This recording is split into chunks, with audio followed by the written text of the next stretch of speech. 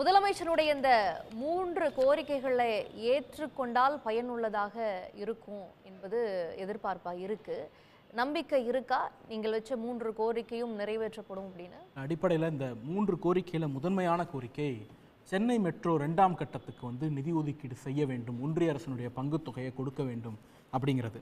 அதாவது சென்னை மெட்ரோவில் நாங்கள் நிதி ஒதுக்கீடு செய்கிறோம் அப்படின்ட்டு ஒன்றிய அரசு ஒப்புக்கொண்டது 17/8/2021 அதனுடைய பொது முதலீட்டு வாரியத்தினுடைய கூட்டத்தில். அந்த கூட்டத்தில் எடுக்கப்பட்ட முடிவின் அடிப்படையில் தமிழ்நாடு அரசு இதற்கு கொடுக்க வேண்டிய பங்கு தொகை அப்படிங்கிறது 7424 கோடி ரூபா. அது தமிழ்நாடு அரசினுடைய கடனையும் சேர்த்து மொத்தமாக 7424 கோடி ரூபா கொடுக்கணும். ஆனால் இதுவரைக்கும் தமிழ்நாடு அரசு 11,762 கோடி ரூபாயை தன்னுடைய நிதியிலிருந்து செலவு செய்திருக்கிறது. அதாவது பொது முதலீட்டு வாரிய கூட்டத்தில் தமிழ்நாடு அரசினுடைய பங்காக நிர்ணயிக்கப்பட்ட தொகையை விட ஏறக்குறைய 2 பங்கு தமிழ்நாடு அரசு செலவு பண்ணியிருக்கு. இன்னொரு பக்கம் ஒரு 6,800 கோடி ரூபா வெளிப்பகுதியிலிருந்து கடன் வாங்கி இதில் செலவு பண்ணியிருக்கிறோம். இப்போ இந்த நிலை மற்ற மாநிலங்களுக்கு இருக்கா அப்படின்னு கேட்டால் இல்லை. மகாராஷ்டிரா மெட்ரோ ஃபேஸ் 3 தமிழ்நாட்டில் 2 தான். அவங்க ஃபேஸ் 3க்கு போயிட்டாங்க. அந்த ஃபேஸ் 3க்கு ஒட்டுமொத்தமாக இனிஷியல் பட்ஜெட் 24,000 கோடி. அதுக்கு ஒன்றிய அரசு கொடுக்கிறேன்னு சொன்னது 16,500 கோடி. மாநில அரசினுடைய பங்கு பாக்கி இருக்கக்கூடிய 8,000 கோடி. ஆனால் இதுவரைக்கும் ஒன்றிய அரசு கொடுத்தது இனிஷியல் பட்ஜெட்டை விட கூடுதல். அதாவது தன்னுடைய பங்கு தொகை, மாநில அரசு கொடுக்க வேண்டிய பங்கு எல்லாத்தையும் சேர்த்து இவங்களே கொடுத்துட்டாங்க. 25,154 கோடி ரூபாய் இது வரைக்கும் கொடுத்துருக்காங்க. அப்போ மகாராஷ்டிராவுக்குன்னு இருந்தா உங்களுடைய பங்கு தொகையையும் மாநில அரசினுடைய பங்கு தொகையையும் விட கூடுதலான நிதியை நீங்க கொடுப்பீங்க. தமிழ்நாட்டிற்கு மாநில அரசே செலவு பண்ணணும்னு ஒரு நெருக்கடியை உருவாக்குவீங்க அப்படின்னா நீங்க கேட்குறீங்கல்ல, பிரிவினையை தூண்டாத, ஒருமைப்பாட்டுக்கு குந்தகம் விழ வச்சிரும் அப்படின்னு கேட்குறீங்கல்ல. பிரிவினையை தூண்டுவது பாஜக தான். பாஜக மகாராஷ்டிராவை ஒரு தாயுள்ளத்தோடு அணுகிவிட்டு தமிழ்நாட்டை யாரோ எல்லாம் எப்போ எக்கேடு கெட்டு போனா போ, எக்கேடு செத்து போனா போ அப்படின்னு விரட்டி விடுகிற இந்த மனப்பான்புக்கு தான் நீங்க சொல்ற மாதிரி பிரிவினையை தூண்டுவது. மற்றபடி நாங்கள் கேட்கிறது உரிமை. எங்களுக்கு ஏன் நிதி கொடுக்கலன்னு கேட்கறது உரிமை. சரி, மகாராஷ்டிராக்கு தான் இந்த நிலைமையான்னு கேட்டா இல்ல. உத்தரப்பிரதேசத்துக்கு 43,000 கோடி, ஆக்ராவுக்கு 1913 கோடி, டெல்லிக்கு 3,300 கோடி, அகமதாபாத்துக்கு 2,600 கோடி, சூரத்துக்கு தனியா ஒரு 4,000 கோடி, ரெண்டுமே குஜராத்தில். அதே போல கான்பூருக்கு, மும்பைக்கு, பெங்களூருக்கு எல்லாம் பல ஆயிரம் கோடிகளை ஒதுக்கி இருக்கிறாங்க. கடந்த ஒரு 10-15 நாட்களுக்கு முன்பு கோயம்புத்தூர்ல ஒரு சம்பவம் நடந்துச்சு. இந்த ஜிஎஸ்டி தொடர்பாக அன்னபூர்ணா விவகாரம். அதற்கு அடுத்து நிர்மலா சீதாராமன் அவர்கள் பேட்டி கொடுக்கும்போது பத்திரிகையாளர்களுடைய கேள்வி இந்த மாதிரி மெட்ரோவுக்கு நீங்க காசே கொடுக்கலன்னு கேட்டதுக்கு, மெட்ரோவுக்கு மாநில அரசு தன்னுடைய நிதியிலிருந்தே செய்து கொள்வதாக சொன்னது, அதனால நாங்க கொடுக்க வேண்டிய அவசியம் இல்லை அப்படின்னு அந்த அம்மா ஓப்பன் பிரஸ்ல தமிழ்நாட்டு மக்களுக்கு சொன்னாங்க. இது ஒரு அப்பட்டமான, கொஞ்சமும் உண்மையற்ற, அடிப்படை நாகரிகமற்ற பொய். ஏன் அப்படின்னா இதே விஷயத்தை நாடாளுமன்றத்தில் எழுப்பியிருக்கோம். பத்திரிகையாளர் கேட்டாங்கல்ல, ஏமா மெட்ரோவுக்கு நிதி கொடுக்கல அப்படின்ட்டு. இதே கேள்வியை நாடாளுமன்றத்தில் எங்களுடைய எம்பி தயாநிதி மாறன் எழுப்பியிருக்கிறார், எங்களுடைய எம்பி வில்சன் எழுப்பியிருக்கிறார். போன கவர்மெண்ட்ல, அதாவது இந்த தேர்தலுக்கு முன்னாடி எழுப்பியிருக்கிறோம், தேர்தலுக்கு பின்னாடி எழுப்பியிருக்கிறோம். ஜூலை 2024 எழுப்பியிருக்கிறோம். கடைசியா 17/9/2024 இந்த அம்மையார் நிர்மலா சீதாராமன் அவருக்கு கீழே வேலை பார்க்கக்கூடிய MOS finance ministry Pankaj Chaudhary ஒரு லெட்டர் எழுதுறாரு திரு எம்பி திரு வில்சன் அவர்களுக்கு. அதுல இது ஹைலி ரொம்ப அதிகமான செலவு பிடிக்கக்கூடிய திட்டமா இருக்கிறதுனால இதுக்கு நாங்க பொறுமையா தான் நிதி கொடுப்போம் அப்படின்னு தான் சொல்றாரு. இது நீங்க நிதியில செயல்படுத்துறேன்னு சொன்னீங்கன்னு அவர் தன்னுடைய கடிதத்தில் சொல்லல. மாநில அரசு சொந்த நிதியிலிருந்து செயல்படுத்திக் கொள்வதாக சொன்னதாக நாடாளுமன்றத்தில் அந்த அம்மா ஒரு இடத்துலையும் சொல்லல. நாடாளுமன்றத்தில் கேள்வி எழுப்பப்பட்ட போது அதற்கு வாயை மூடி மௌனமாக இருந்துட்டு நீங்க பப்ளிக்ல சொல்றீங்கன்னா பப்ளிக்ல யாரும் எதிர்த்து கேள்வி கேட்க மாட்டாங்க. பார்லிமெண்ட்ல போய் சொன்னா சொல்றேன், ஆதாரத்தை கொடுக்கிறேன் சார், வெயிட் பண்ணுங்க. ஆதாரத்தோட தான் வரேன். நான் பாஜக காரன் கிடையாது, நான் சங்கி கிடையாது. என் கையில இருக்கிறது ஆர்டிஐ டாக்குமெண்ட். இந்த ஆர்டிஐ டாக்குமெண்ட் என்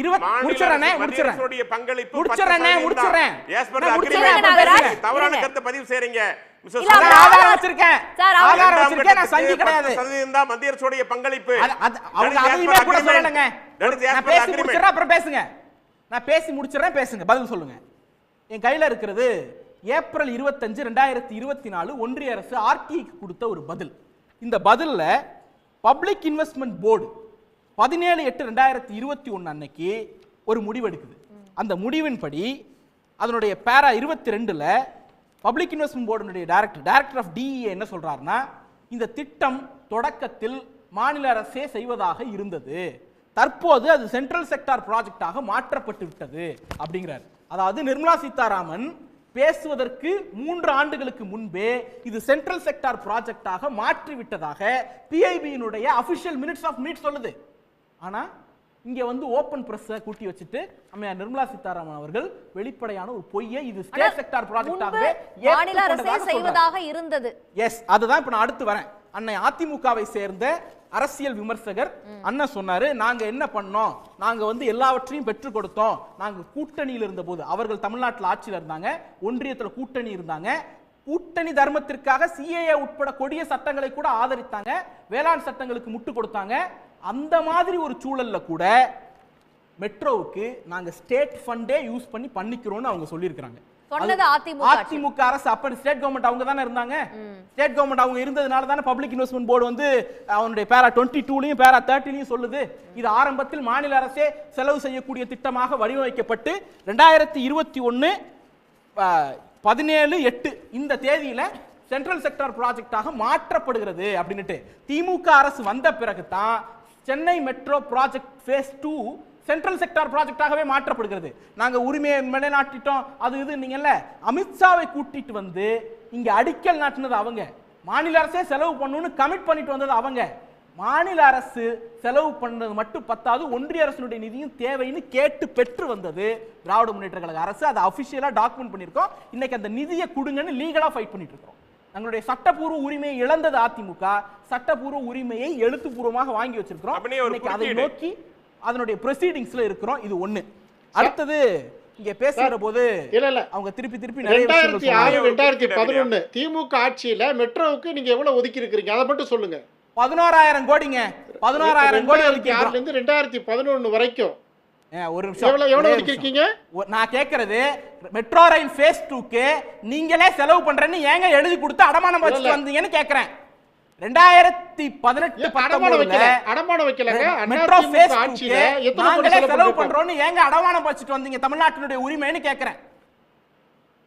ஏங்க 7,000 கோடி ஜப்பான் கூட்டுறவு முகமை சார்பா நிதி பெற்றுட்டு வந்து 63,000 கோடி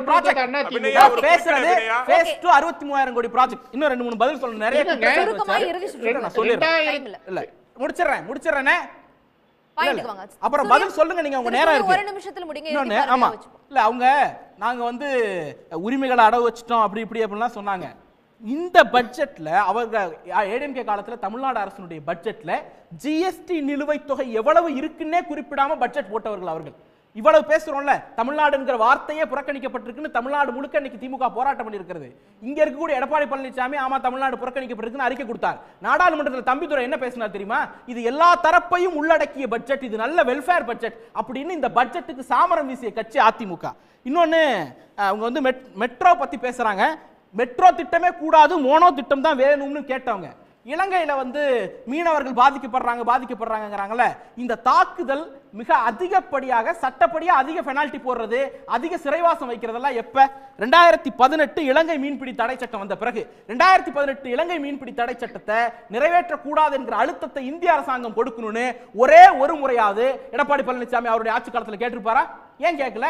அப்பெல்லாம் கோட்டை விட்டுட்டு இப்போ வந்து பேசுறீங்கன்னா அது என்ன நியாயம்?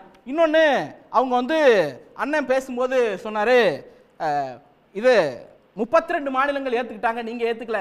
ஹிந்தியை வந்து அலுவல் மொழி சட்டத்திலிருந்து எக்ஸப்ட் தமிழ்நாடுன்னு நாங்க மட்டும் தான் வாங்கி வச்சிருக்கோம், 32 மாநிலங்கள் வாங்கி வைக்கல. நீங்க சொல்லக்கூடிய அந்த 32 மாநிலத்தை விடவும் நீங்க சொல்லக்கூடிய எல்லா கல்வி இண்டிகேட்டர்லையும் எஸ்எஸ்ஏவினுடைய 20 இண்டிகேட்டர்ல 19 இண்டிகேட்டர்ல நாங்க தான் முதன்மையா இருக்கிறோம். அந்த 32 மாநிலங்கள் முதன்மையா இல்ல. உண்மையிலேயே கல்வி வளர்ச்சி வேணும்னா தமிழ்நாட்டினுடைய மாடலை அந்த 32 மாநிலங்களை ஃபாலோ பண்ண சொல்லுங்க. பின்தங்கி இருக்கக்கூடிய மாநிலங்களுடைய மாடலை ஃபாலோ பண்ணணும்னு தமிழ்நாட்டுக்கு எந்த தலை விதியும் கிடையாது அப்படிங்கறதையும் சொல்லணும். இன்னொன்னு சிபிஎஸ்இ இருமொழி கொள்கைன்னு பேசுறாங்கல்ல, இவர்களுடைய கட்டுப்பாட்டில் இருக்கக்கூடிய ஒன்றிய அரசுடைய கல்வி திட்டத்தில் செயல்படக்கூடிய என்இபி அமல்படுத்தப்பட்ட இவங்க கேந்திர வித்யாலயா பள்ளிகள்ல என்ன நிலைமை? ஆர்டி 2021 போடப்பட்ட ஆர்டி படி ஹிந்தி ஆசிரியர்கள் தமிழ்நாட்டில் 109 பேர் இருக்கிறாங்க, சமஸ்கிருத ஆசிரியர்கள் 53 பேர் இருக்கிறாங்க, தமிழ் ஆசிரியர்கள் ஒருத்தர் கூட கிடையாது. 6ஆம் வகுப்புல இருந்து 8ஆம் வகுப்பு வரைக்கும் ஹிந்தி கம்பல்சரி, சமஸ்கிருதம் கம்பல்சரி, தமிழ் கம்பல்சரி இல்ல. முதல்ல தமிழை வந்து கேந்திர வித்யாலயால பள்ளிக்கூடத்துல சொல்லி கொடுத்துட்டு வந்து எங்களுக்கு ஹிந்தி பத்தி பாடம் எடுங்க. உங்களுடைய பால்காரரும் உங்க வீட்டுக்கு வரக்கூடிய வேலையாலும் ஹிந்தியில பேசுறாருங்கிறதுக்காக நான் ஹிந்தி கத்துக்கணும்னு அவசியம் கிடையாது. அப்படி நீங்க கத்துக்கணும்னா உங்களுடைய தாழ்வு மனப்பான்மையுடைய வெளிப்பாடு, உங்களுடைய அடிமை சிந்தனையுடைய வெளிப்பாடு, எங்க வெளிப்பாடு கிடையாது.